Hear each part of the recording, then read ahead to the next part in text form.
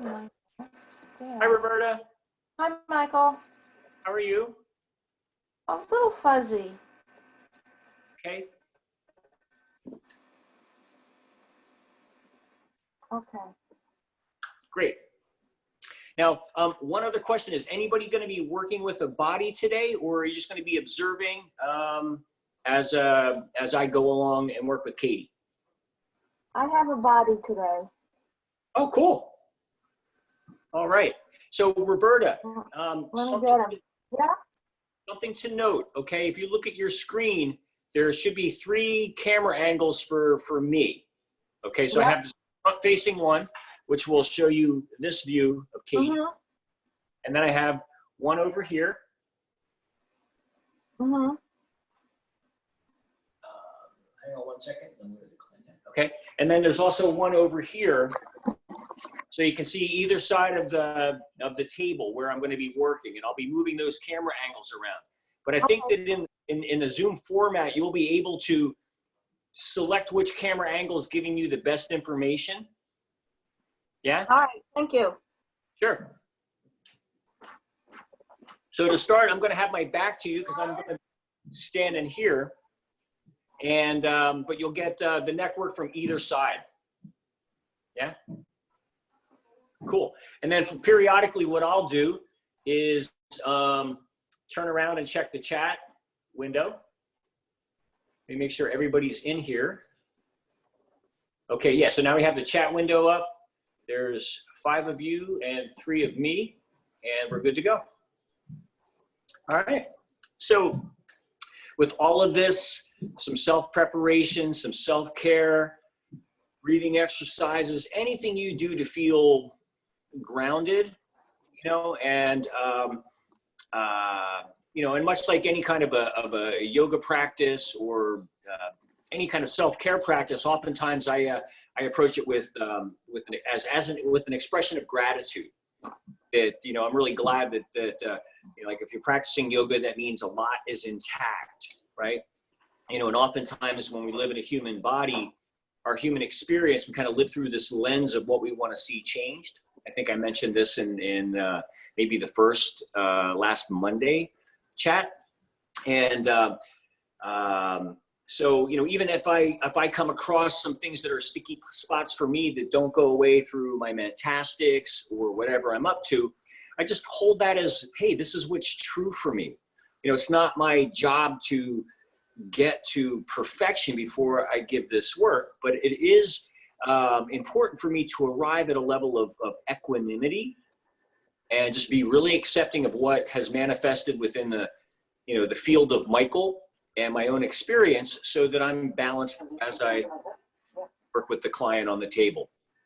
And the beautiful thing about this work is that the way we approach the person on the table is to highlight that even a painful shoulder can feel good, that it's not like the only experience that's possible. And that's where the gentle, soft hand contact comes in, the sculpting comes in, just the weighing, small ranges of motion, so that for somebody says, oh, I have pain here, or I can't move my shoulder without pain, to actually provide them with that kind of an experience is essential for the reprogramming. Hey, my shoulder does, wow, that feels really good. I've only ever felt it feel bad. Yeah, this kind of an idea. Oh, I got another one. Here comes Jenny Z. Boink. Cool. And then also what starts to happen is that when you do get to the areas that are fine and functioning for them, you start to emphasize how much it is intact, right? So you kind of flip the lens, and the headline pain or discomfort might go to page 9, and the person realizes there's all this other content that is also part of their composite cells. And to me, that's what gets the work done. Okay, I'll give you just a quick experience moving into this, so you can kind of frame out if you have people in your immediate family or circle of friends, or in your professional practice where this might apply. But the standard model goes right for what's not comfortable, right? Kind of digs around in there. And in my experience, you don't poke a wound to heal it. So When I was in Sri Lanka, I was at the rehabilitation center, and one of the workers outside fell off a ladder, and his back went into spasm. So he came in, and I was there working with my friend Lockmall, he's now like a high-end X-ray technician kind of a guy, and the PT was like a stepping stone for him. But we put this man on the table, and he was definitely in pain. So I went to what was not painful, and I'm like, is this okay? Yeah, that's okay. I worked through the entire body, and all he said to me was, that feels okay. That feels okay. That feels okay. And I worked all the way around. I got to the part that was in spasm. I'm like, how is this? He's like, that feels okay. And I didn't go into it. And Lockmall looked at me stunned because, this is a guy that studied physical therapy through a PT school in Bangalore in India. And they've got these brilliant people, being exhaled out of this 4-year PT college. And, they're all rocket scientists, very capable, but it was a really different model for him to witness. And this is where, by learning how to bring ease and peace into the system, we can have a systemic effect that starts to quiet down those sticky spots for folks. So don't underestimate the power of just those fundamental principles that have nothing to do with handholds or moves, right? It's about quality of touch and movement, and then what's in here, right? We're speaking with our heart, and it's just coming through our hands. And this was Dr. Traeger's whole thing. So another sales pitch. Okay, here we go. We're going to play around with keys. Michael, just real quick, in other Zoom meetings that I've been to, you can go over people's camera and say pin video, but right. In the way it's set up right now, it says chat or request camera control. And so I'm only able to view your view that you've selected, and I can't switch between your other camera views because that option of pin video is not there. Okay, then what I'll do. No, that's great. Thank you for, I can highlight, I was going to spotlight, I can spotlight this video. Does that give you a different look? Yeah, for sure. For sure. Okay, cool. Then what I was going to pick a side view for the neck work. I'm sorry that you're not able to do that. I'll get that. I'll have to look into it. It's just something that I'm not.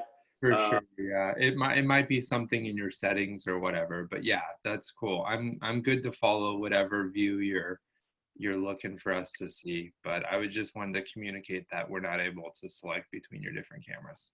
Okay, let me just real quick.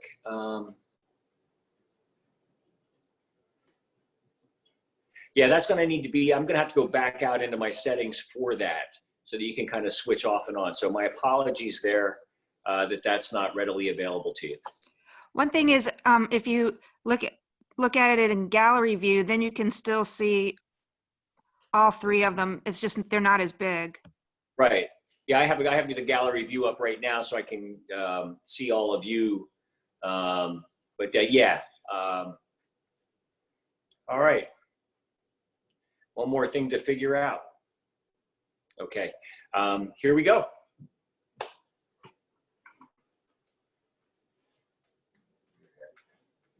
This one. Yeah.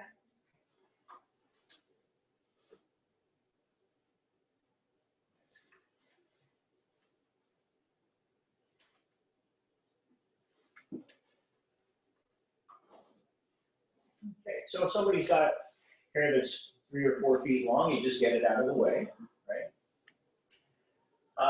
Yeah, so I'm going to come in with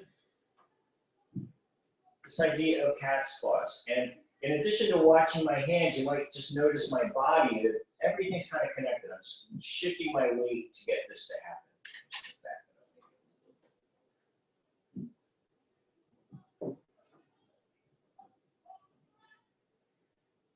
If I turn my hands in, I can draw out. So that's another way. So it's not just down towards the table. This allows me to give some openness here. Full hand, and I'm just letting my weight sink, and when it stops, I don't go any further, because that's the body saying, hey, that's good enough. Leaning on in as I push into or lean my weight into the right side, the left side comes back up. And I can feel if there's any restriction one side to the other. Okay. And now I have a bounce. Cool. Okay. So first order of business, coming in, weighing the neck. And I just have like a perpetual jiggle in my feet so that there's some movement here. Sometimes the mind will start to track the movement as it goes through the rest of the body. Less energy going towards what my hands are up to. And I'm just going to feel for where it's easy to lift. And then as I lean my weight back, I give some traction. Fingers slide up underneath the occiput. And then I switch around. And here I'm just going to weigh the head a little bit. And then slide out and get the rest of the hair out of the way. And that's kind of my hello. Come back in again.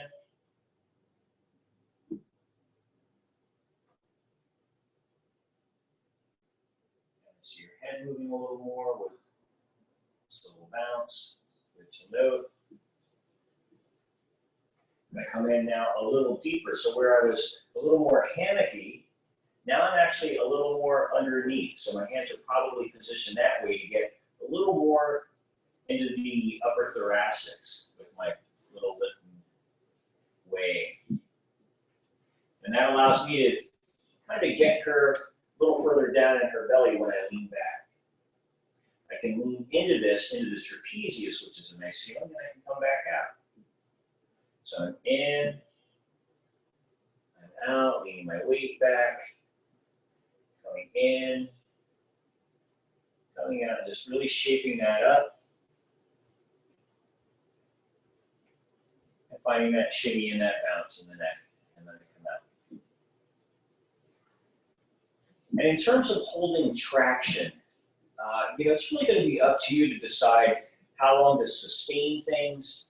We're not there to stretch tissue per se.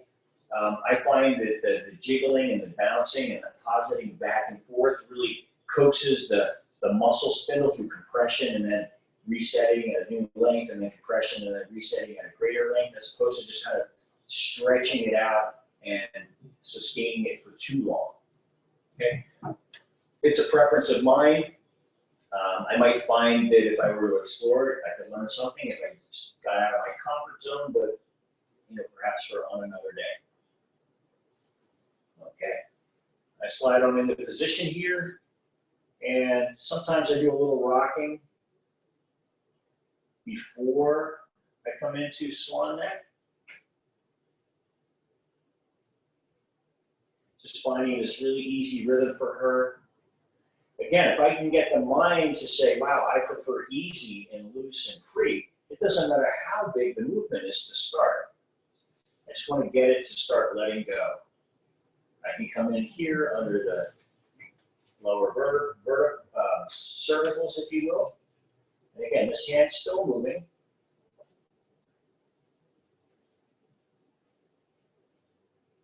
And just allowing these fingers to just gently interfere with the vertebra. I'm going to switch sides. Find that rock there. I can do a little lift. I can lean back. I can play with this a little in a different way. I'll come around from the other side so you can see what my hands are up to. You might find that sometimes your hands want to do something different depending on the direction and the orientation, depending on the dexterity. Okay? So what I was just doing on the other side is, rather than being here and letting my fingers interfere with the neck, I was really letting my full hand come along for the ride. And her head's really loose, so I have to adjust where I want to be. So this is me working more the occipital region. And feel free to play, explore. I think I mentioned balloons in the first video. If you get a water balloon, you can just practice rocking this weight and getting really proficient at handling weight in your hand. That's the key piece.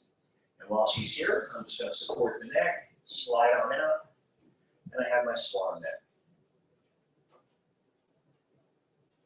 And as I go down, her head comes back a little bit. I add a little traction, but I'm not pulling it in that direction. How am I doing here? Okay. And then I'm shifting from my feet. I can take a breath. Let her have that.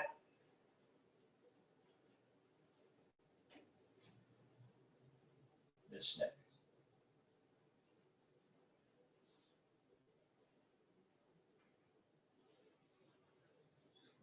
In. She's really helpful. So I'm going to come in and just really allow her to surrender her weight, and then I'll turn it back to the other side. This length, and then I come in.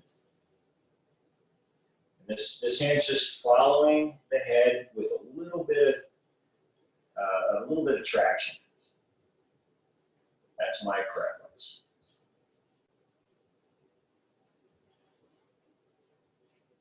You take the shoulder away and down, get a nice bounce there. I have my second finger is kind of along the occipital ridge here, just below the occiput and the occipital triangle, and I'm just kind of bouncing a little bit.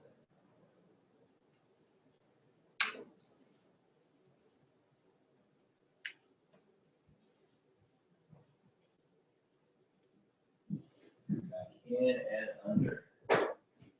And she's really starting to lift more in this section now. Yeah, you can get under a little bit more. And some nice deep traction there. I'm going to hold this length here for just a little bit. I can even bounce. Let it feel that. And as I slowly come out of this, her mind just kind of starts to follow my fingers and continues to identify with the length on the back of the neck and the back of the head. Cool. One more shot at some nodding.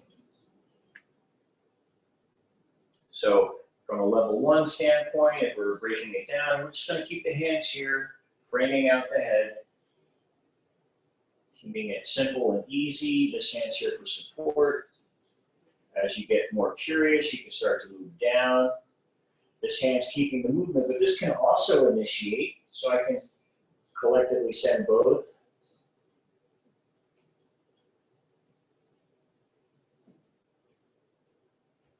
And just see what really works for her.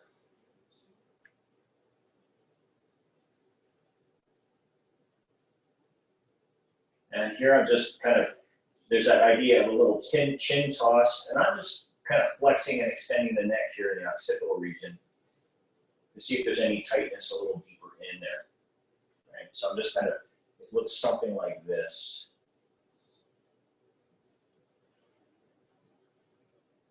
Say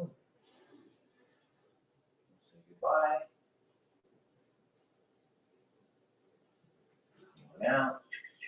Yeah, she's really elastic there now.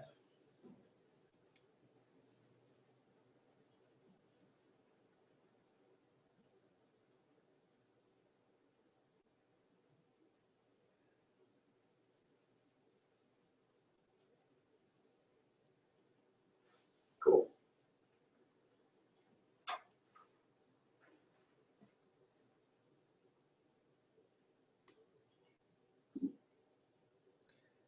Do that, do that.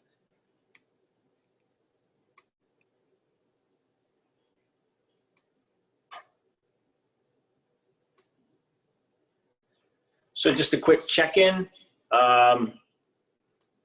Any questions about that neck flow?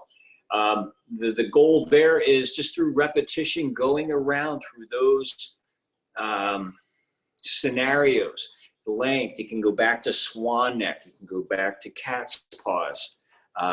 Those types of things are all possible. Ooh, there is one thing I want to add to that, but you know, by cycling back through those and with pauses in between, you can start to see the neck relaxing, the mind getting out of the way, and the body starting to integrate.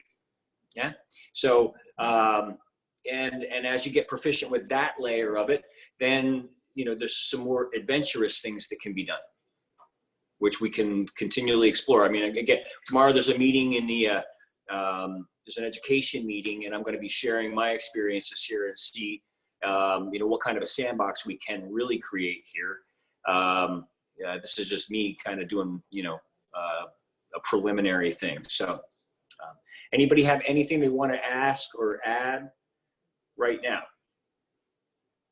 Do you ever bring your hand to the jaw? Oh, yeah. I think I remember a move where we actually kind of assisted with the other hand with it into the jaw. Yep. Absolutely. I can go into that. There was another cat paw thing on the chest that I wanted to show, and just how I would work with women. But yeah, so we have the jaw, so the chin toss. Anything else, folks? Okay. Back to that. So we'll go to here.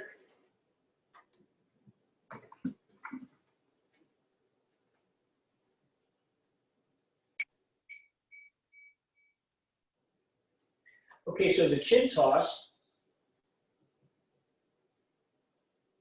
I'll come over here. This hand is going to slide underneath and kind of replace the other hand. And you can find out where your comfort zone is there. This other hand is going to come around and just gently, I'm going to support her cheek. Okay, and then my thumb is going to be on the other side of her jaw. So, like that. And I think if you look at I'm going to pin the other video right now, just so you can see the other hand view. Let's see. Here, gallery view, this one.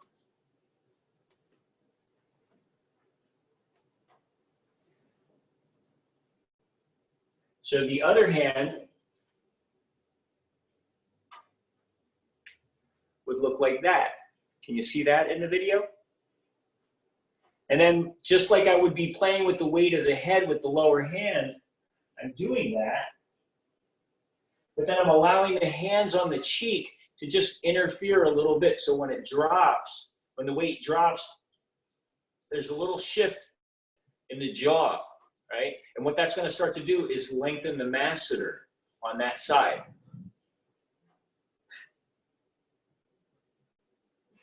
And I can frame out the jaw with just a nice full hand, right? So there's that toss. And then depending on who and so now I'm tossing with the lower hand, or I can use the jaw as a handle and create a little bit of movement. And then the other piece would be to just start to kind of bounce the head. And I can position that a little differently.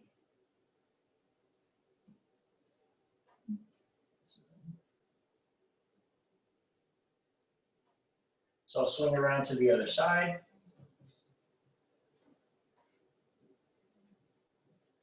And now you can see this hand underneath. It's just a soft presence. I can grab the jaw a little bit, and then I can just lift my hand and bounce the head a little in my head or my hand.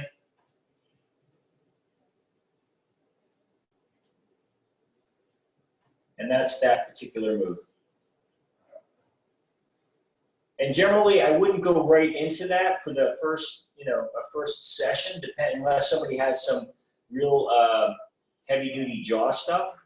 And then I would probably focus just in the upper body for the most part. Or I do upper body, but I always do psoas. So that's pretty much it. I'm going to take my hands out.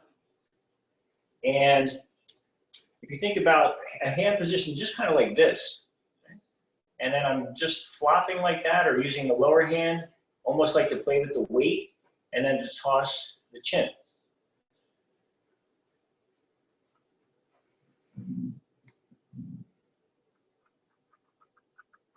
Did that hit your bases there, Blake? Cool. Awesome. I'm going to go back to this one, I think. Let's see, where am I headed now? I'm just going to shift my camera angles a little bit and then get to, we're going to go on to the lower leg. Okay, we're going to go into the around the clock piece.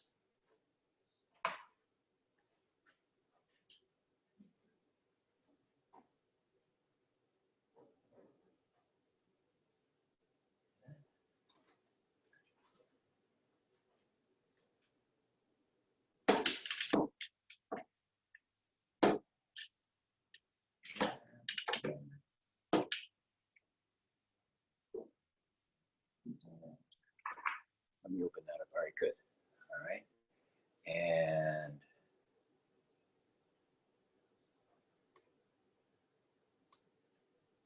I think I'm going to spotlight this to get started, and then I'll be switching back to probably, where's the other view? This view, so you can see me from the other side. Okay, but to get started, oh, actually, you know what? Let me do this instead. Spotlight that video. Okay, so now I'm gonna be standing on the opposite side of the table, and you'll see what my hands are up to over here. I think that might be more constructive.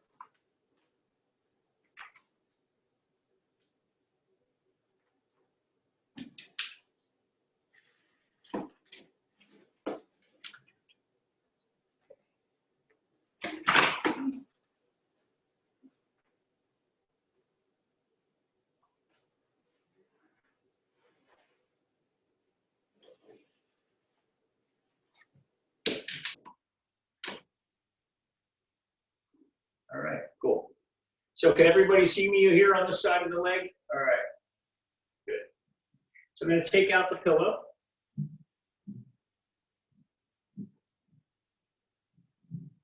In the session scenario, I would have sculpted from the mid-back, really gotten the psoas in there, coming in and weighing the leg. And again, I'm shifting weight to do this. And come on top of the foot, lean back for some traction. And again, if I were to let go, I would fall back. So you want to really have your body in that. Okay. Thinking of the leg as a long doorknob, I want to add some traction here so I don't sickle the foot, and I can get a read of what's happening in the hip. Right? I can lean back a little bit. I can shift my weight a little bit as I waggle. Also something good to do. Okay, cool. So everybody's familiar with just lulling the nervous system. Where the hands stay in front of the butt. This and not doing that. I keep things in front of me. Soft hands. And this is where you have an opportunity to just bore the nervous system. This gets a lot of stuff done. Okay, you think about everything that's happening in the quadriceps, adductors, abductor group. The hamstrings are getting a little bit of it. Hip rotators are getting a piece of it. Yeah. If I were to step up a little above the thigh here, almost like I was working on the low back, I can rock the leg here a little, and that's going to start to open up the hip. So it's another way to come at the leg. I find too that if somebody has really strong turnout, right, so if the foot's really out, coming up here, I can use my weight to get the leg towards the midline, and then just rock and really start to open up the hip flexors higher in the hip. Yeah. So I'm hanging out here. You've got this rhythm going. I want to keep the rhythm, and then I slip my hand underneath the knee. I still have the rhythm, and then I lift, drop, lift, drop, lift.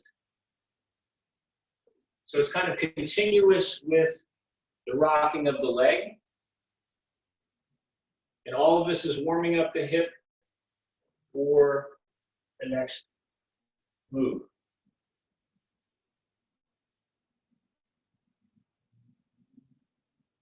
And from here, guys, if there's something you want to see, just enter it into the chat. I'll see it come up over here. I don't have your other images on my screen right now.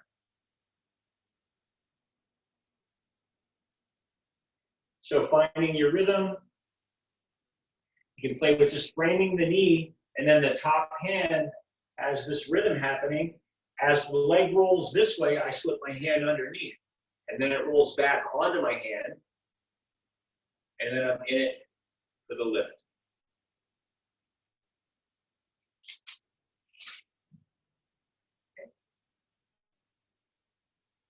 Pretty plain vanilla. I'm sure you're probably all really familiar with this. I can assure you that even though it's not a real like sexy or quote unquote might look like a complex or advanced move, a lot gets done. First of all, again, you have the psoas, and just this gentle movement is causing it to do this. So you're sending a little bit of a wave through that, and being your main fight, flight, or freeze locomotor muscle, you can get that puppy to chill out and relax. You're really hitting a lot of bases, all right? Cool. So after a little of that, I'll come down here. I'll weigh the leg again, just shifting my weight, coming back in. I like what I'm feeling. It really opens up for a subsequent waggle, waggle.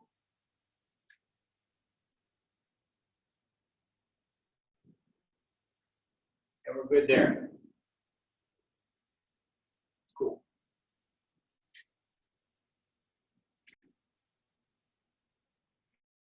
So what I'm going to do now is I'm going to demonstrate the, if you're cool with that, I'm going to demonstrate the around the clock with this camera angle, and then I'll do it with this camera angle, and maybe a third camera angle so you can see me do it with an emphasis on a focal point or a vantage point, okay?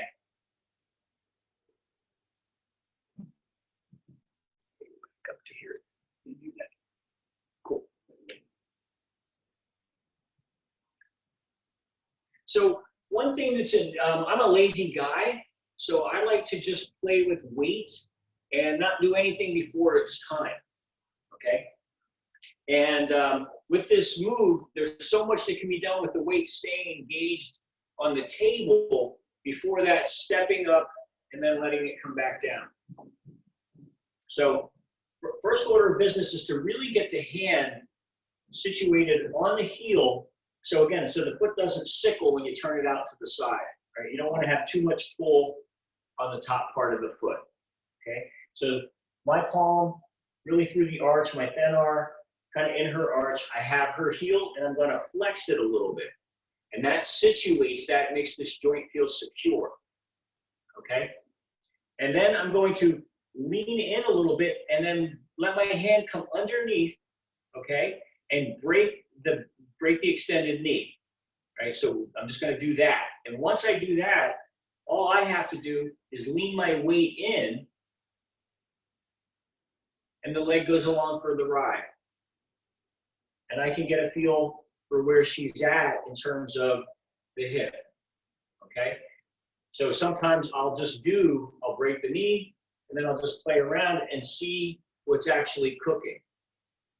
For some people, it might need to have more support to let go, so I can break the knee. Milton used to call this stroking the bald man's head with the hand coming over the knee, okay? A little trigger lure, if you will. So as I break the knee, my hand comes over, and now I'm supporting it. So now I have the whole leg, right? So this is what's going on here.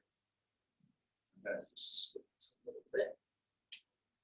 There we go. All right, cool. Okay, so here we go. I'm going to break the knee.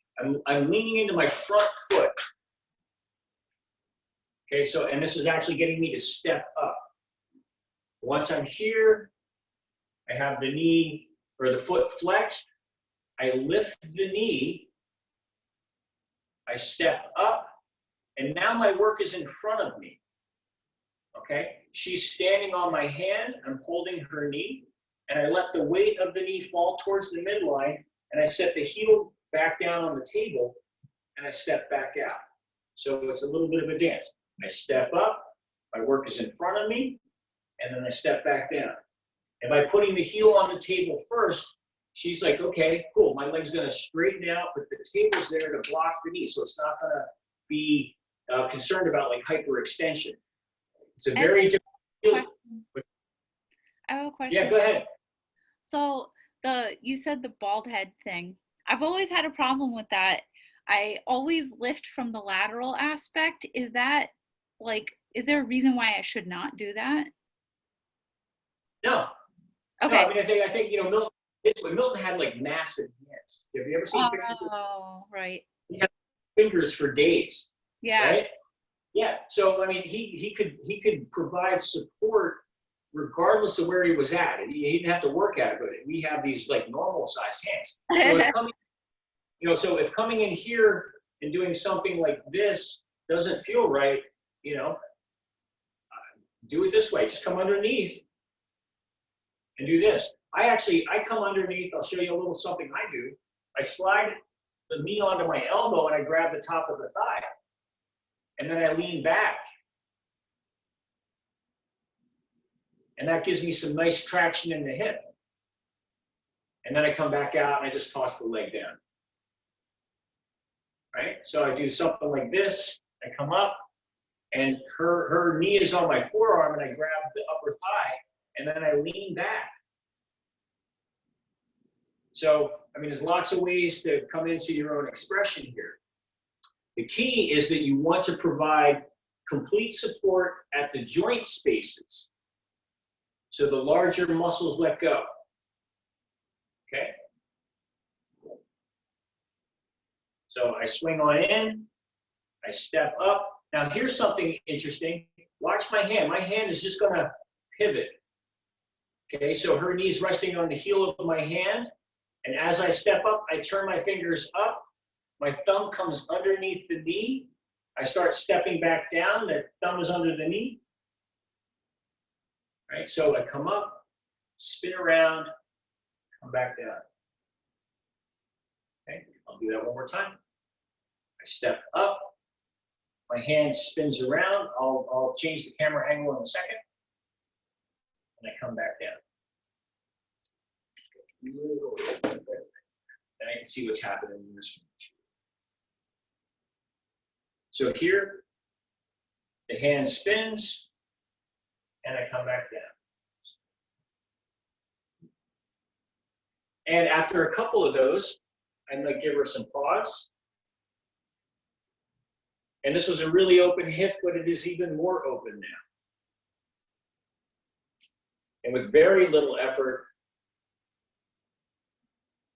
she's very elastic there.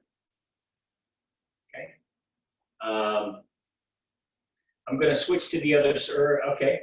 Let's see, what do I want to do? I'm going to switch the camera angle. Okay. Actually, what I'll do is I'm going to keep the same camera angle, but I'm going to do the other leg. So you're going to see me do it from this side rather than across the table. Okay?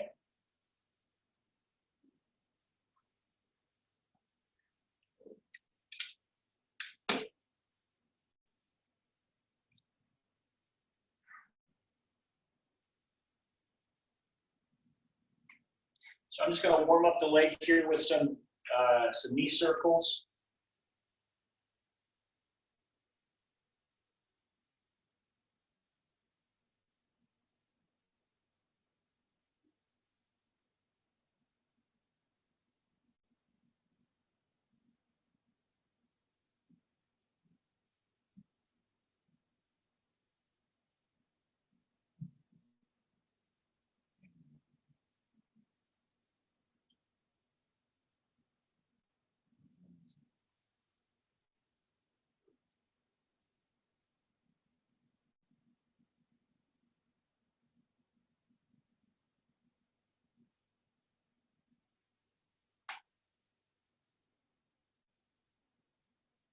Weighing the leg, shifting weight, adding some traction, create some balance here.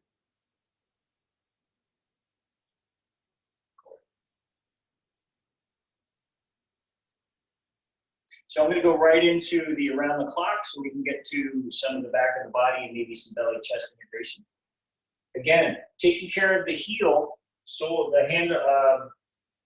I'm grabbing her heel. Let me see if we can get a better angle of that.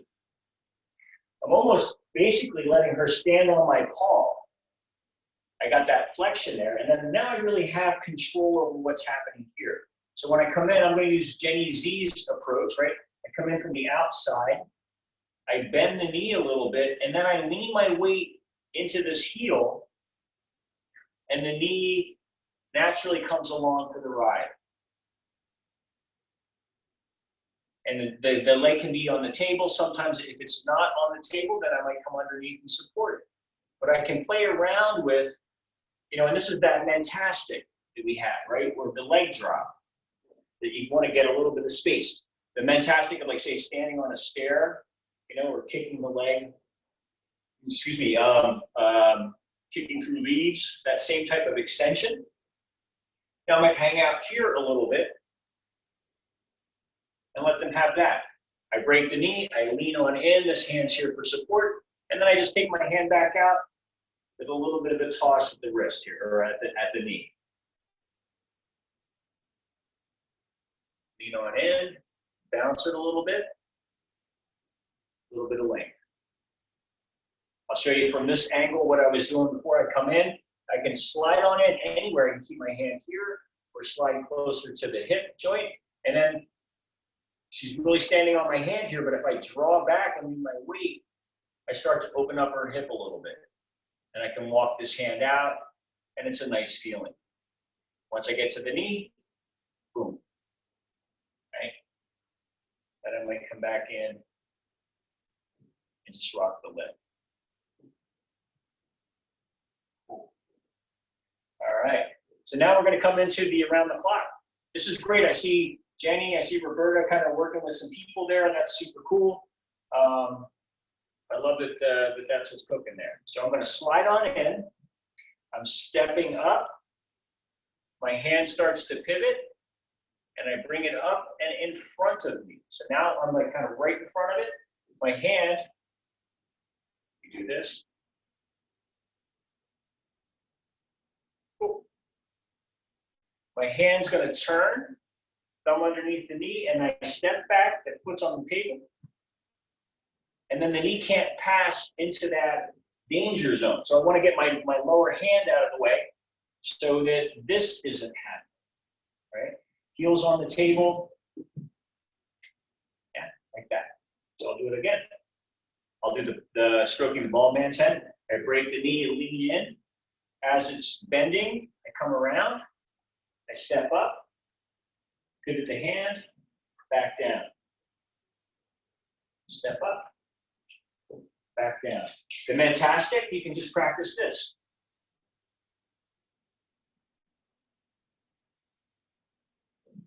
You know, maybe making an infinity sign with your hands.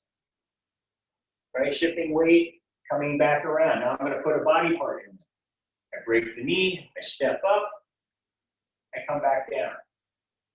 Now what I'm noticing is that as I talk, I'm not all my awareness is here. I'm tracking other things, and I'm feeling a little bit of a grab through part of that range of motion. Developing your rhythm in your body here is going to be really important because it'll allow you to play with the weight more freely or be more of a stable but mobile base for the weight to rest on so that it can surrender completely and feel safe without you having to control it or move it, because it'll kick back, you know, if there's a pinch in the labrum or if there's just some other habituated mischief going on, those things can come into play. Okay? So I'll do one more time. Just do a little toss here, and we're on our way.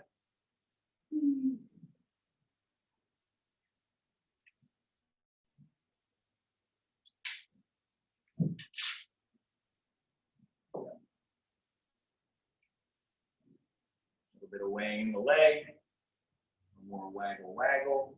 This ankle's got a little more movement, so I want to add a little traction here. to help it feel together so it doesn't feel sloppy or icky. And then I lean on back. I think you're all familiar with just bouncing the weight of the thigh. Okay. Cool. Any questions on that? And again, this is being, I was able to hit the record button at the beginning of this. And so you'll have this on film too. Because I don't have this in, I don't have a level 2 demonstration video on my site, but this will be it to start. And then again, we can add more detail as we go along. Go ahead, Roberta. Michael, people with knee problems,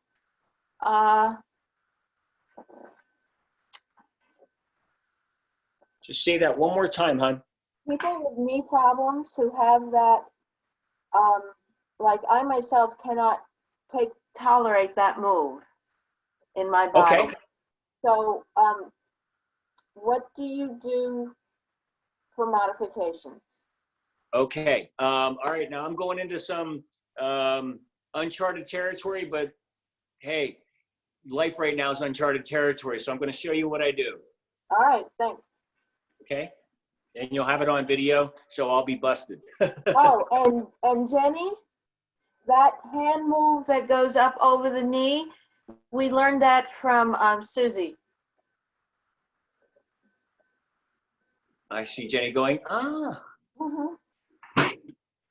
I remember that now, Roberta. Yeah. Yeah, what we want to do is get some freedom in the hip. Right, that's the name of the game here, for them to just feel some light, free thing. So I come at it, I have 2 moves, and I can assure you, I'm going to actually, one of the practitioner modules that I want to do is share what I've learned works on like everybody. Right, because there are some universal moves, and the around the clock I have found, okay, when you do that move on 100% of the people I've worked on in the last 30 years, okay, it integrates the upper body and the lower body, okay, and because the psoas is the only thing that runs over the pelvis, right? So if you can get that to relax out a little bit, people will just naturally, from a very visceral, primal level, feel a little more connected and grounded, okay? And this work, and that move does it, one way or another. So when you're looking at the mentastics and you're helping people learn how to walk, you've got that little kick happening, or the swing on a stair, those things can be really powerful because they're working from here through the pelvic bowl and the top of the leg, yeah? Okay, and freeing up the low back. So a couple things that I do, okay? First order of business, and I usually go for an intuitive hit to decide what I want to do first. Okay, but also I'm going to do my psoas release thing. Okay, so I bend the knee and just watch it first, and then if you want to run through it, that's cool. I sit on the foot so it feels safe. Okay, and I'm just kind of looking down here, and I take my elbow or so, and I rest it on the inside of the thigh, and I grab around the outside of the hip. Okay, Roberta, if you want to unmute, you can, and then because I see your lips moving, and if you have a No, I'm just mimicking you, that's all. and then from here, I lean back. And then I bounce. Okay? And the beauty is, so I have this rhythm of this bounce going on, and I'm pulling, I have her at her psoas. So I'll just turn this a little bit more. Okay? And everything's bouncing. So it says where I have her is here, and it's running through the pelvic bowl to the top of the leg. Can you see that happening? Everybody? Okay, cool. So now I'm in a good vantage point, okay? I do a couple things. I play with the torque, internal rotation, I do external rotation, and I do straight. So I'll do one. Sometimes I can grab all the way down and use my whole arm as the contact point if I need to. And then I lean back, okay? but I also let that slip off, and now I'm gonna torque this way, bounce that way, and then torque back that way. And I can you see her, see how she's bouncing? Right? Or I can just be static and lean on back. And I'll play with that for a little bit. And then after that, a couple things that I do. I'll just lean back for a little bit and hold it. And after, I don't know, 5-10 seconds, usually they'll fall asleep. Usually this is where I hear people go, right? They drop off into some real deep territory because the psoas is letting go. And I'll notice all of a sudden the whole thing just lets go. Like if I take it to its end, okay? And I'm not pulling, I'm just using my weight, but sometimes there's a little shift and it gets longer. I know that the psoas just went. Then I lean forward and I add my weight. Now I'm allowing, going down into the table. And I hang out there. And that's usually the second dropping off. Now the thing I want to be mindful of is that I'm putting pressure into the labrum. So I want to be really careful as I just add weight to this. But what this does is it flattens out the back and allows the psoas to release. Okay, I wait a few moments here. I take a couple breaths. And then I lean back again. And she's even moving more. Okay, real gentle way to get psoas release there. Okay. Another thing that I do, so I might do that once or twice. Okay. Another thing, and Katie's pretty open in terms of how her hip drops off, but most people aren't this open. But I'll come underneath here, and then what I do is I just keep the back of my hand on the table, and I lift my thenar into the hip rotators. And I do something like this.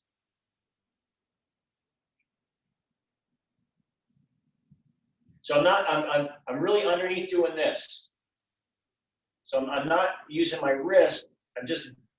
I'm basically just kind of squeezing my hand, but my hip comes, so my heel of my hand comes up. Flat hand, and that's another way to work on the hip rotators, because that's the other part of this package that Milton figured out, right? In the around the clock. Okay, and what's interesting about it is that the around the clock requires the psoas, iliopsoas. I heard the term today, actually, lateral 5, so superior, inferior, gemellus, obturator, internus, piriformis, your hip rotators, then you have all your quadriceps, your hamstrings, TFL, right? All of this and the adductors all have to let go for that move to take place, right? Excellent. And what's really powerful about that is that, I mean, I look at it like, you can imagine a boardroom that's got like the finance department, the marketing department, environmental department, manufacturing, product quality, IT department. And the company wants to move forward, but you need to get consensus through all the different groups, right? And this is the way I look at like the hip and the upper leg, right? So from here to the knee, there's a lot of different muscle groups that you got to get consensus for that whole package to open up and become free, right? So you need to have crosstalk. And so that move, rocking the leg a little bit, working the foot, getting the distraction down, you're moving your hips and the whole leg is moving. All of that is setting up the nervous system and getting the preliminary dialogue, like everybody's reviewing the agenda and the talking points, right? And it leads up to this move, this gesture that, again, if you practice a fantastic, shifting weight, and then the hands come back down, hands up, hands back down. Get it in your body so it's not just your hands doing it. Your hands will just be really neutral, and the leg, as it opens up, is just going to follow the shape of your own body as it rests in your hands. Okay? And again, if that can't happen, I bend the knee, I come straight up, I set the foot on the table. Okay? I sit on the foot. I come in and I just full hands. So, 7 or 8 inches there, 7 or 8 inches there. So sometimes almost the whole top of the thigh. I'm here and I just lean my weight back and this whole thing comes apart. And then I bounce. Yeah. And then I, just like anything else, I come off of it. I move my hands a little bit. So she just starts to bounce and not paying attention to where my hands are. And that's how that can have a lot of impact. Another way in. Hi.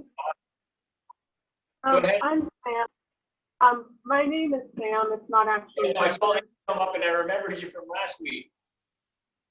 Go ahead, Sam. So like working on the lateral rotators again when you had your hands under, like. Yep. Under her.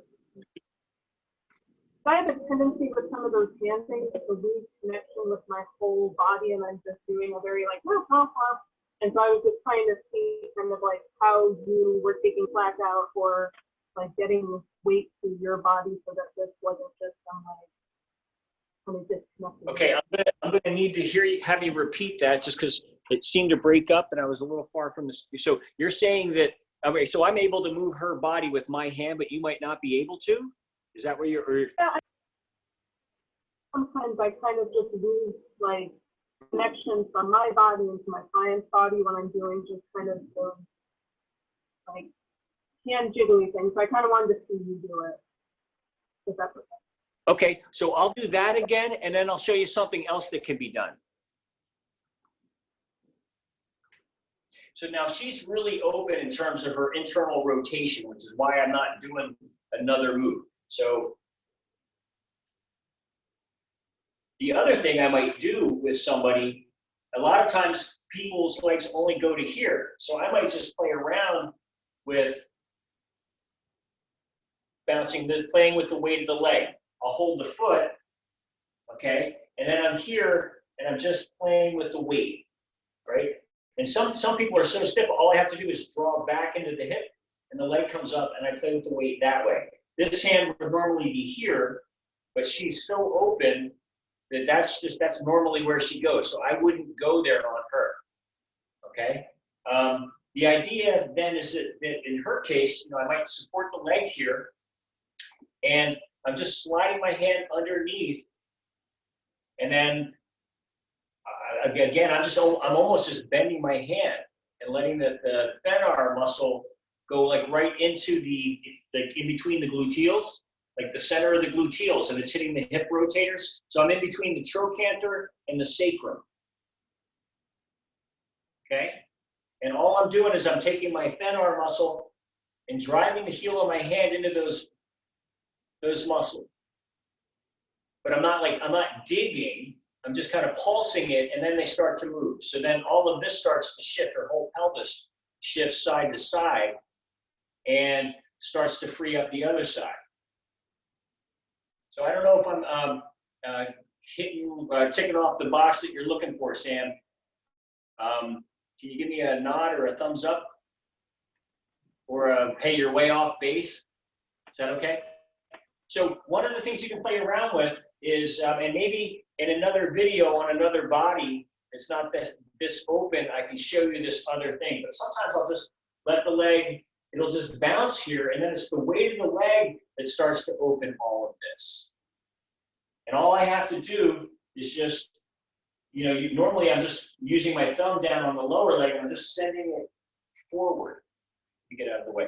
Most of it, again, depends on how open somebody is here, but I might just be tossing the leg in with my thumb down here. And then the leg going in, coming back out, going in. I might add some compression here to draw it back out. And then my thumb is actually working on the hip rotator connection here. Katie happens to be just really open. But that's how I would work that.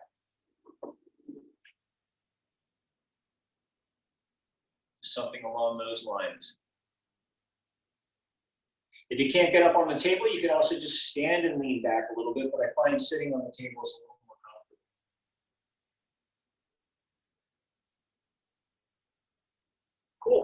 So we've got about 25 more minutes, maybe a half hour with the body. So are you guys cool if I work on like the visual of the hula and getting the scapula off the back of the body? All right.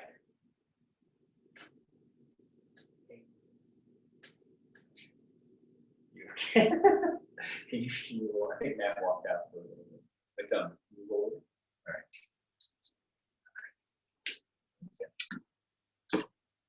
Okay, I'm going to switch back to this camera angle over here. Oh, what's that? Okay, great. And Kate, can you just lift your feet? Here.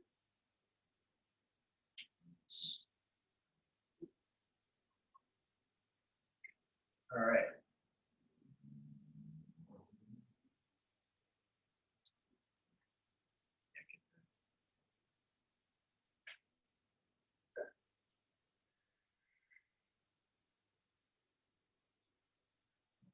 Let me switch camera angles so that you can see this. I think this is the one I want. All right.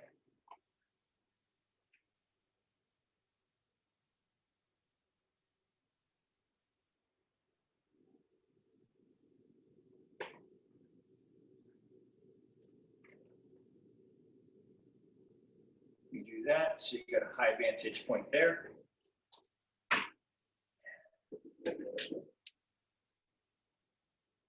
There.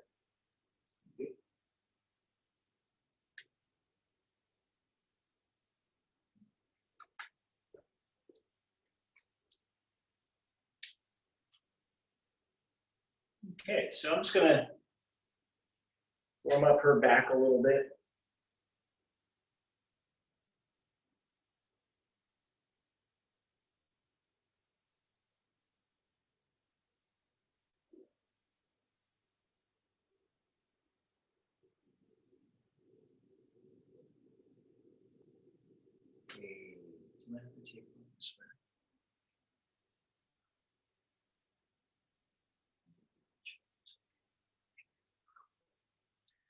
Okay, this will make it a little easier to see what's cooking. All right. So we're familiar with compressions, right? I'm coming up and over, down and in.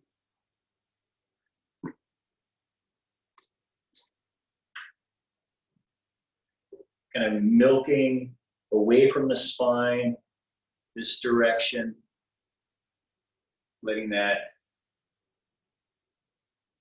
so she starts to feel this length. Playing with this swing, and I showed for the, if you weren't here yesterday, I used this little hang loose setup on the hand. So I have a thumb running on the humerus, and then I have something down here on the radius and ulna, and that allows me to kind of almost toss the arm, so I'm in my little swing and got my arm happening, and I'm right there. So you want to make sure that the elbow is, I'm going to slide towards me just to mention that you have at least a little bit of the elbow coming off the table. Can you see how that's happening there? Okay, good. And I'll give you an option here too. I'm out of the way there. All right, great. We've weighed the elbow. We've gone back with traction. And when I do the traction, what I'm looking at here is I want to, here's the base of the scapula and the spine. I want to see how that's actually moving. So I have a piece there. Dealing cards gives me more of an idea of what's happening there. Right, so I can see that movement, kind of seeing how, the shape of it, how it's popping off of the back. So I gave you this up, or we talked about this yesterday. You can come up and milk the trapezius a little bit. Finding a fulcrum here or a balance point allows you to toss the arm a little more easily. Back, some length.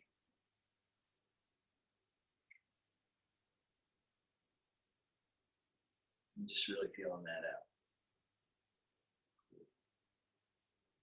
I'm going to perch and play for just a moment.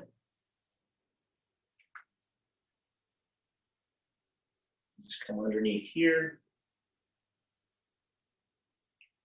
and toss the shoulder. And I'm just bouncing. So yesterday somebody asked what I was doing with my right leg, and it's slightly bent, and I'm springing off of that.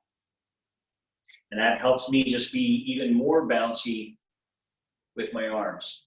I can lean out a little bit. If I bend into this knee, all of a sudden I just start to slide off the table. But what that does is it creates space here. So as I bounce, it also starts to let this, I'm kind of drawing, you can see as my knee shifts, then the shoulder opens. So I'm bouncing, and all of a sudden I just shift my position a little bit, and she gets a piece of that.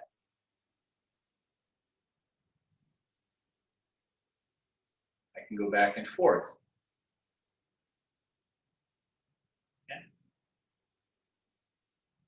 I can, right now I'm using structure to move tissue, but I can use tissue to move structure. So I can grab onto the deltoid and the trapezius and then play around with the structure in the sac here.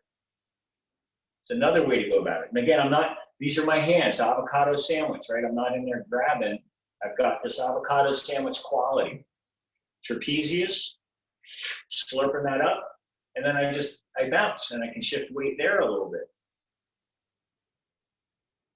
Now I'm back on the joint, just flopping that.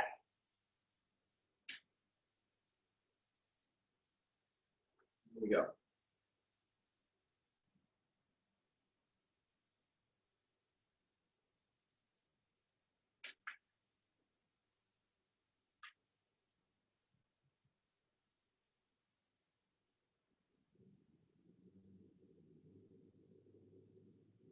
Okay, so let's come into the hula, all right? I want to be able to kind of tuck the elbow in my hip joint a little bit. This is going to be another hand, like another handle position, but I'm going to be using my hip to support the back end here while I bring my other hand up to the deltoid or under the head of the humerus, and then my inside hand or my left hand is going to be working the rhomboids coming off of the spine of the scapula, or the medial part of the scapula. Okay? So, you rest that in there. I lift this. And then the piece that you want to be looking for is that if you lean forward, can you see how I have her here and here? And as I shift my weight, it's all one movement. Right, so I'm creating a connection now from my hip to here, and I'm just, her deltoid, or I'm sorry, the head of her humerus is just in my palm. And I have fingers on the pec minor, pec major. As I lean back, I give her room to come back, and then I use my hip to take her forward. When I come forward,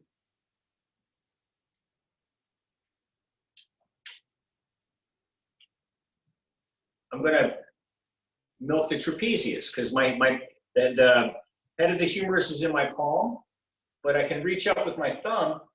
I don't know if you can see right here, but I'm grabbing tissue. All right, so I'm in, I lift up, I get a really nice purchase of the tissue, and then I lean back, and the whole package comes along. Right? Is that okay for you? And I can just do that. Okay? So I'm going to reset. That's in there. The next piece would be, I want to find the edge of the scapula. Okay? And I'm going to turn that there. You can see everything. Okay? And now I take the thumb and the thenar muscle, and I'm just going to lay it on that scapular edge. Okay? As I bring her in, I have a little bit of slack here. I want to pin that down, and then as I draw my hip back and take the scapula out, I'm going to take the rhomboids towards the spine. So I'm in, I'm up, I grab the trapezius, this plants down here, and then I draw back. So this hand's kind of going away.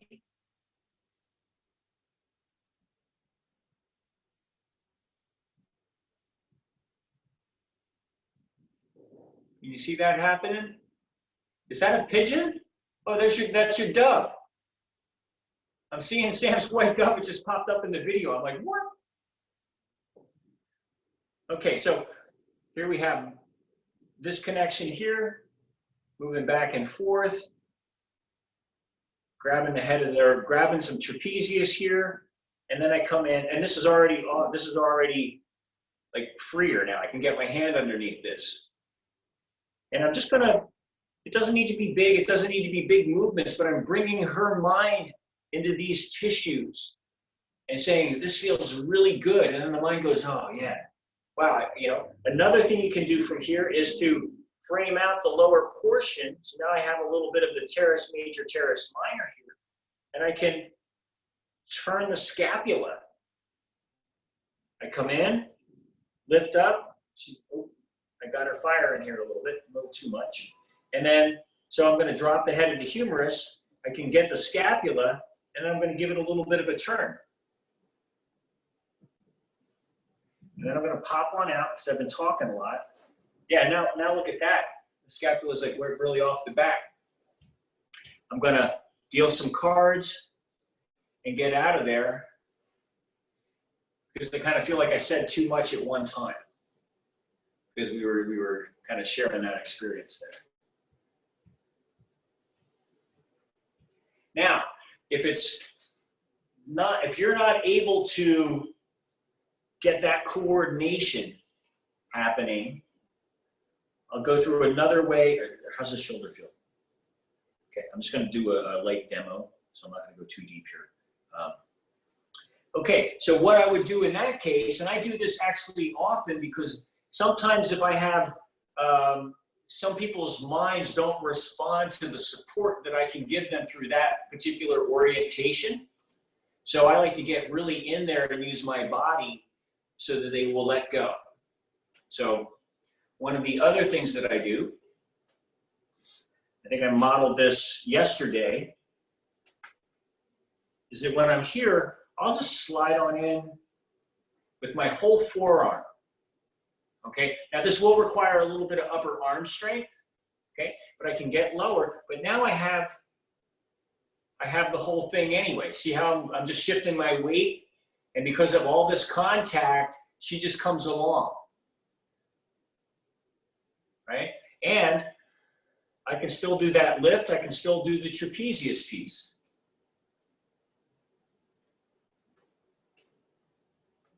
And now I'm here doing the trapezius piece. And I'm just shimmying this back and forth. It's actually you can be a little more dexterous with this orientation.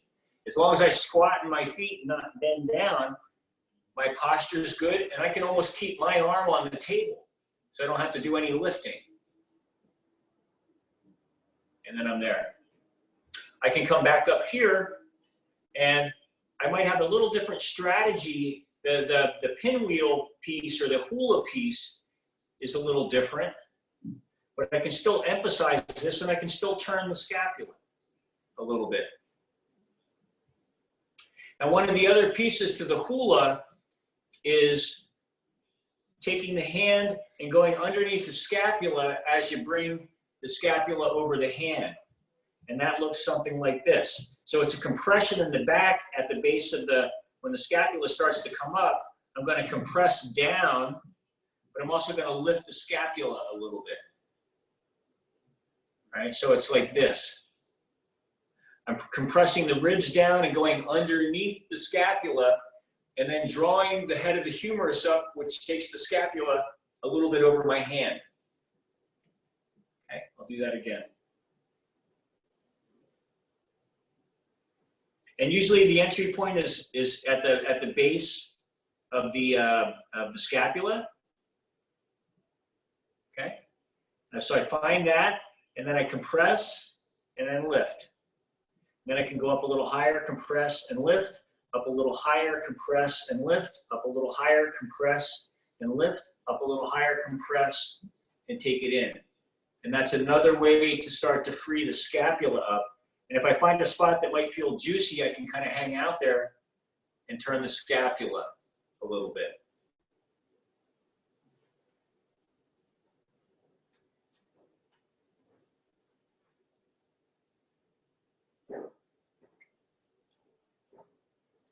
So I'm going to let her have that side just so that her arm doesn't fall off. I'm going to plug my computer in. And I'm going to switch angles, or actually I'm going to do this side, but and you'll be able to see it from this other angle, or from the same angle, but across the body, okay?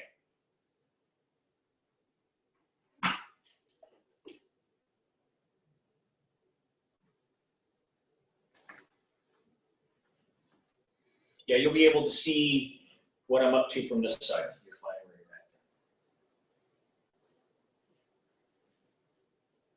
Actually, is your neck okay in that right here? Yeah, that's good.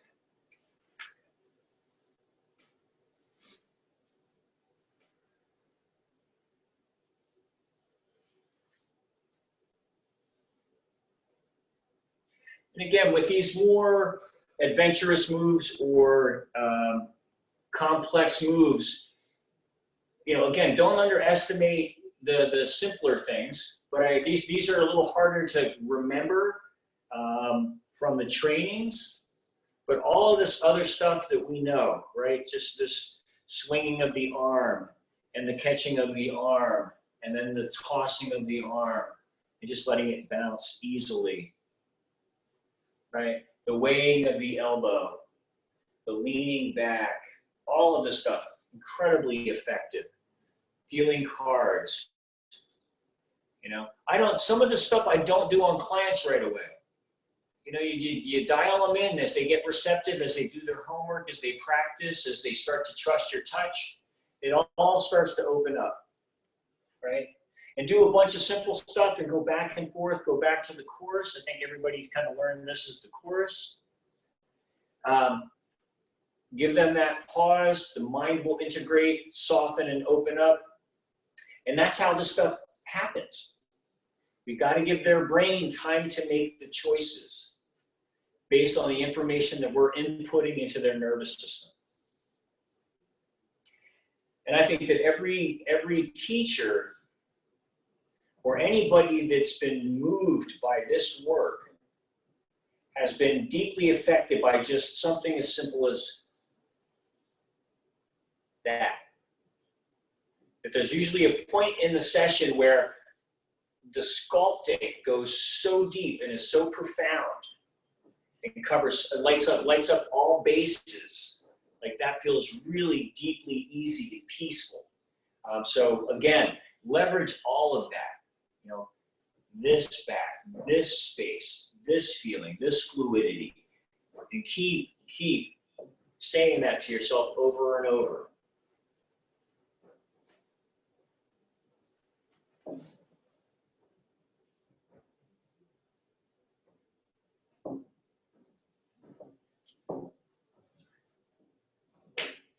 So I'm just going to come in and do a little perch and play here. I can have my hand on the scapula and just feel what's happening there. I think I was showing that yesterday, that sometimes just compressing the humerus and the scapula, framing it out, and then shifting weight can be really nice. Like, what's happening here?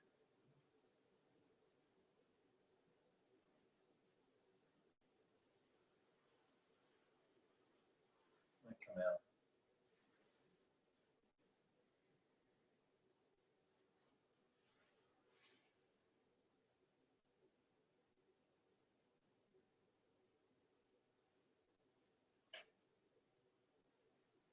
So the hula, get rid of my belt. You're gonna find your hip area here. Elbow lands in there. I slide underneath and I lift the humerus.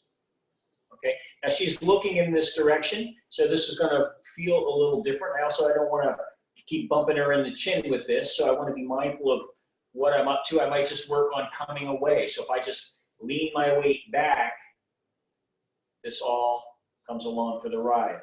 So I come in, I can still let my thumb munch her trapezius here, draw that back. I can also take the scapula, or I'm sorry, the rhomboids, and take them towards the midline.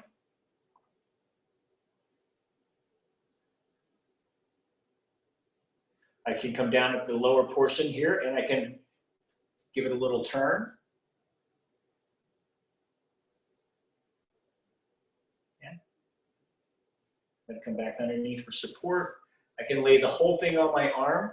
And again, that gives me the same kind of leverage, and sometimes feels better for somebody that might require a little more of this kind of support. I can bounce just the humerus here and play around with what's happening on the scapula. And then it's a matter of exploring. I would want to, and I'm kind of doing general moves here, but if this were a client, I would just get really curious about what's happening here. You know, it might be tight in the superior part along the spine of the scapula above the supraspinatus. It might be tight under the rhomboids, or maybe rhomboid major but not minor. You know, or it might be, I might feel something in the supraspinatus. I'm sorry, the infraspinatus. Okay, the tissue on the back of the scapula. Okay, and one side might not come off the back, and that'll let me know that the subscapularis is a little, tight. It's not sloshing around on the rib cage. So I'm going to just kind of play around here and frame out. There's the scapula. Okay, it's pretty free up here, but not so much here. So I'm not going to force that. I'm just going to emphasize what's available. And I don't need to know why this isn't happening, but I'm not going to make it happen. Okay, if it's available, go for it. If it's not available, don't go for it.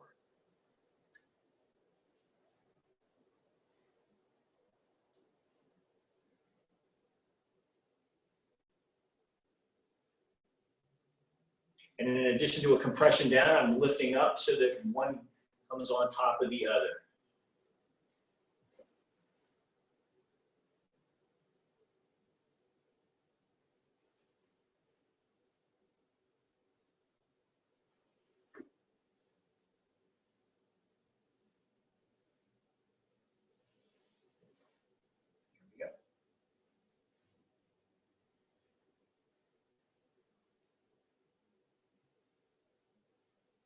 So I'm going to have Katie roll onto her back, and I'm going to give her some length in her neck. Okay, and then we can cover some questions.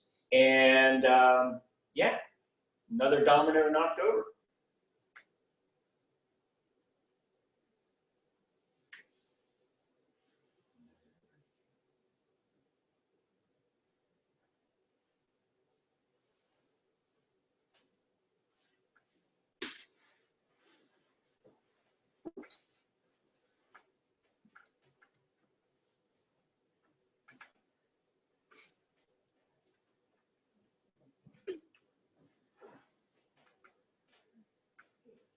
So do a little bit more neck work, and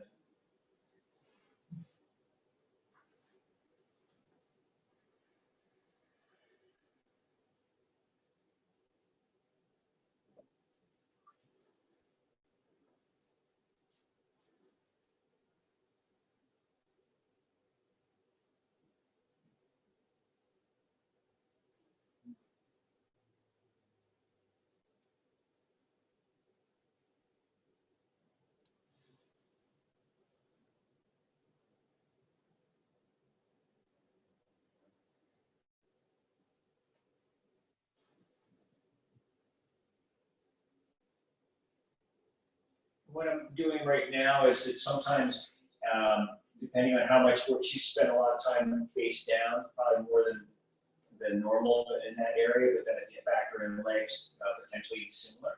But I like to just lengthen and free up around the traps and the neck. So I'm just giving some lifting here.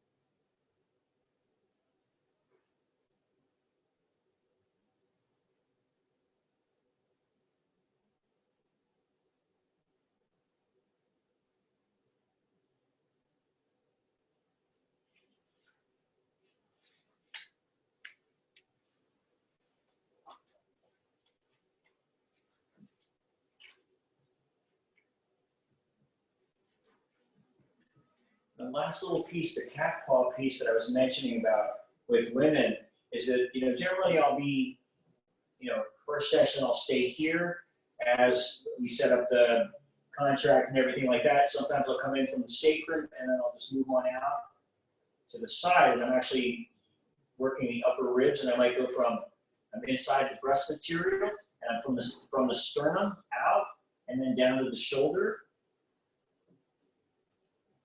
And this kind of starts to open up the upper ribs around the heart center, and that can feel really good. Okay, but it's not someplace that you enter in. I don't in particular, but it does feel really good. And it's just another option.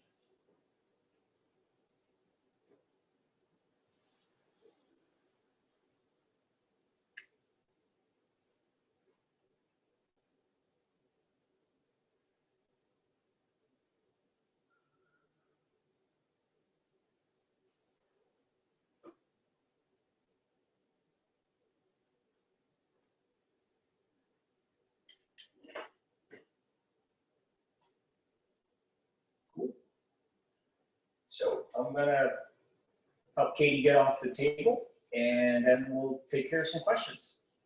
Yeah.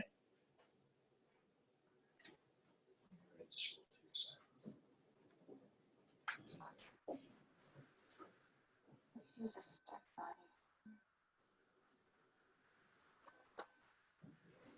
So much.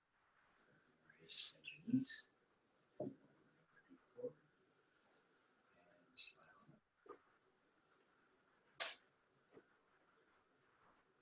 All right. Thank you. Matt, thank you. You guys have to run. All right. Cool. We'll be in touch. Okay. Super.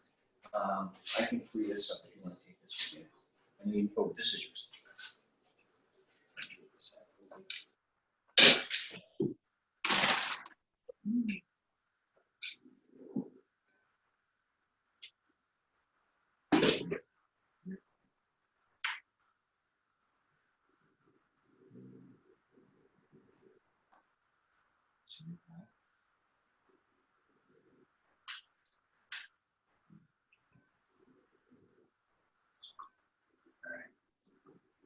Okay, folks, I'm going to switch back to the main screen here. And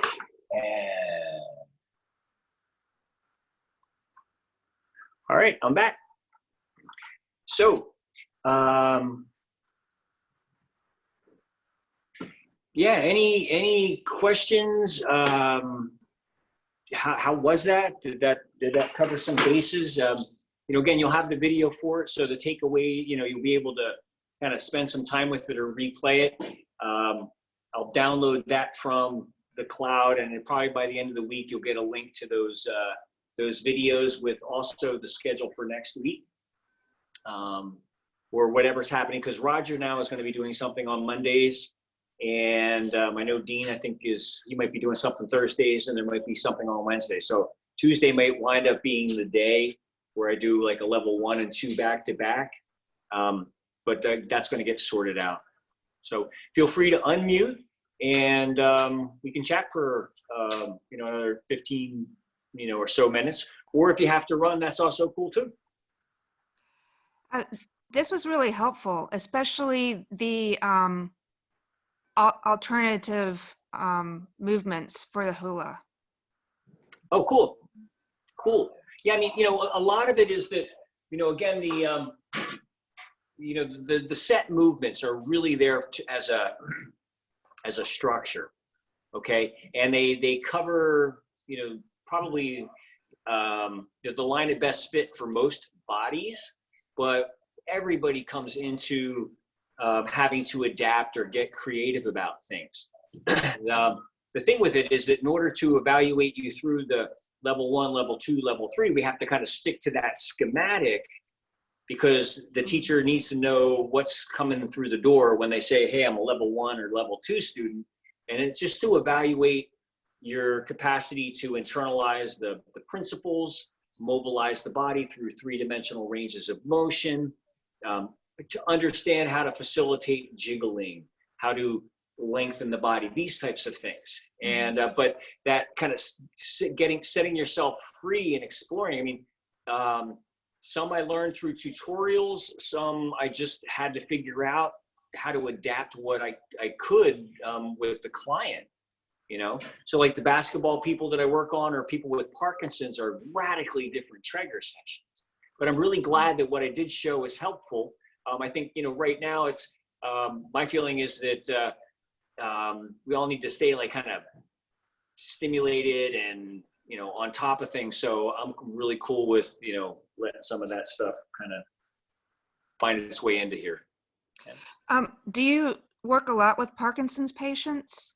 I haven't had a Parkinson's patient in a while, but there was a period of time where that was what my vibe was, I guess. And I did wind up working with them. And what I found was that I needed to be really intentional with my movements. So, and Parkinson's expresses in different ways. Right. So, for some, I needed to be really emphatic with my presence, right? So that, because sculpting sometimes would kick in, like cause spasticity. And then other people really preferred that because they were pretty rigid. I found that, jiggling sometimes can be really effective, but it can be agitating for another expression of it. Okay. My mother has my mother has Parkinson's, and that's what led me into wanting to take Traeger training. Oh, beautiful. To help her. So maybe sometime. Go ahead. Yeah, we can chat for sure. I'd be happy to, share my experiences. And there's also, are you familiar with there was a study on Traeger and Parkinson's. I think it was Denis Lefontaine for Lefontaine from Canada, but I have that paper. And I think, but I'll send you what I have. So if you would, either send me an email at Michael@Pangea Yoga, or if you type it into the chat, I can grab it from there. And I can share what I know. That would be really helpful. Thank you. Sure. Weighing can be really fabulous. I found too that finding a part of the body, like maybe not going through the protocol. The guy one of the guys that I worked on had, he needed to be really bolstered. He was pretty rigid. It also depended on, where he was at, his state of mind. That, oftentimes if I asked him a question that got him really interested, because he was a scientist and he worked on patents and created molecules, and it would sometimes it'd be he's a really interesting guy, but sometimes I would ask him the wrong question, which was actually a beautiful question. But when his mind started to fire, so did the body. Yeah. So there was a lot of that de-escalating and really getting him, and then there was a point where when he would fall asleep and not necessarily be in his personality, the Parkinson's didn't exist. That's interesting. So I think a lot of it has to do with, who we are and the energy we're bringing to, and now a lot of that also has to do with, like the amount of dopamine that helps to regulate what the body's up to, and the availability of that can dictate that too. But these are, again, I'll share, not to, take the time to have that conversation, but we'll do it for sure. Okay, thank you. You're welcome. Michael, it's Roberta. I feel like I try to do too much. Like I try to do the session as we are presented, and I get frustrated with that. I get it. So, one of the things you can do, Roberta, is, small chunks. Maybe do something. One of the things you're going to learn over time is that, I don't do all the moves in every session. I might wind up, depending on the professional context, some people will book, an hour. So I'll do maybe 45 minutes, 50 minutes of movement, and then, or table work, and then some mentastics or intake in between. So, I'm doing fewer moves, but again, you want to bring the right quality to it.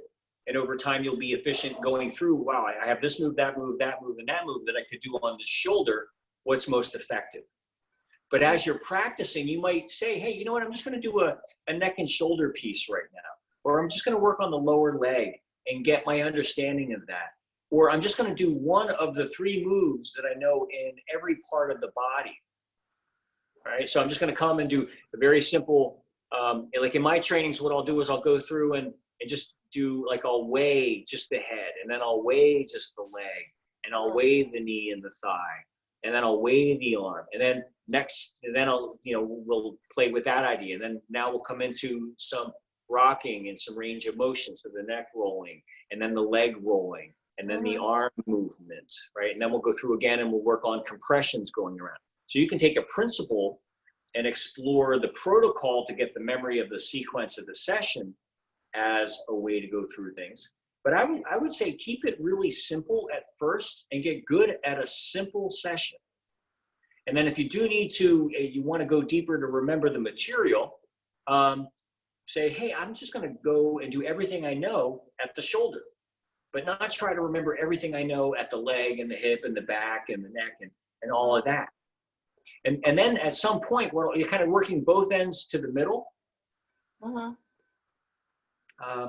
So those strategies have worked for me, and I've offered them to other students as well. So I invite you to play around with that. Okay. And one of the things that's beautiful about the sessions and getting the practice client feedback is you might find that they prefer one thing over another, and that's going to be more information for you. Because what'll happen is that if you stay in your comfort zone internally, you're going to be imparting comfort zone. If you try to do too much, which most people in the world are doing anyway as just a lifestyle choice, right? Then you're bringing familiar energy to them, that kind of like low-level frustration. Okay, So gotcha. you can also practice just like, I'm going to do a small chunk. I'm going to feel really good about it. Not going to give myself a hard time if I don't remember. I don't remember stuff all the time. My gosh, the idea is to keep the loop of frustration as small as possible. Forgiveness comes into that. Oops, whoopsie, right? And then just get back to being loving and peaceful and really energetic presence. Thank you. Yeah. Cool. Sam, do you or your pigeon have anything that you need to hear or want to,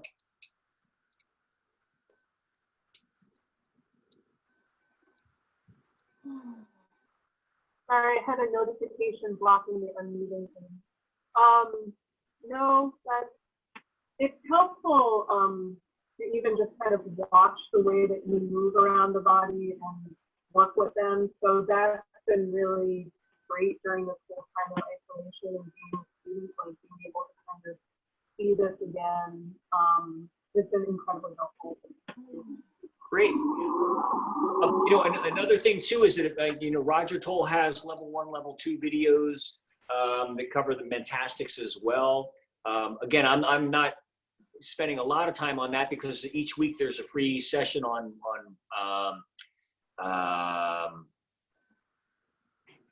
Fridays. But one of the things that we could explore, in addition to the table work, is that in the context of level 1 and level 2, there's some skill sets that people are looking for at level 1.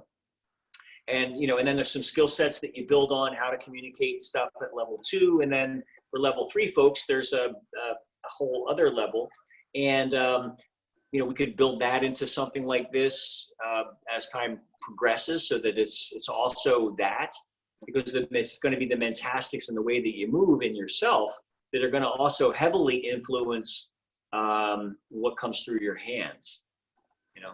So, but I'm glad that some of the visuals are helpful. And again, there'll be, you know, plenty of,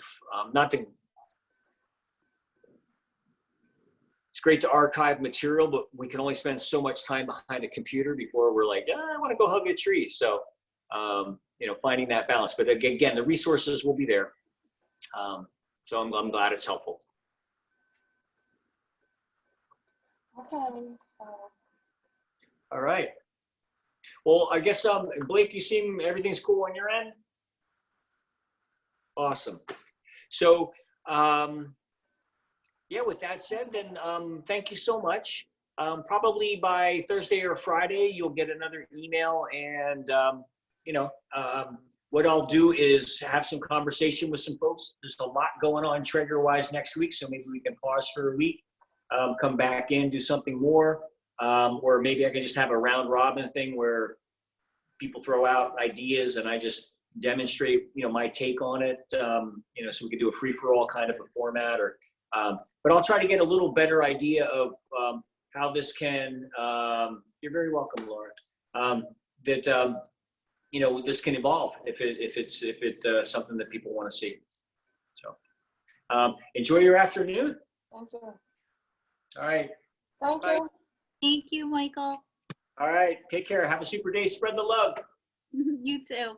You already Thanks. are. Bye. Bye.